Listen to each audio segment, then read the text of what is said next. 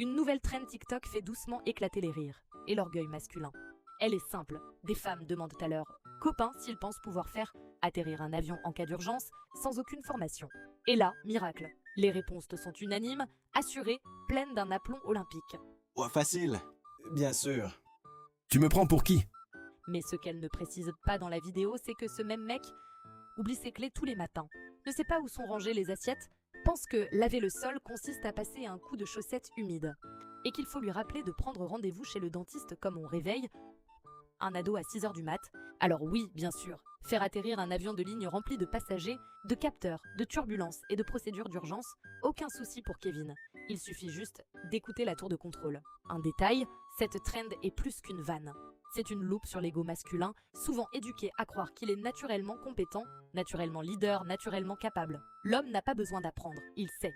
Même quand il ne sait pas, les femmes, elles, sont conditionnées à l'inverse, à douter, à s'excuser, à prouver 10 fois plus. Alors qu'au fond, la majorité d'entre elles pilotent déjà un appareil bien plus complexe au quotidien. Un foyer, des enfants, une carrière, des émotions, une charge mentale étouffante, des scripts mentaux à réécrire, une société à déconstruire. Elles pilotent en silence, sans copilote. Elles font atterrir les journées entières, sans crash, malgré les orages hormonaux, la surcharge de tâches et les turbulences sexistes.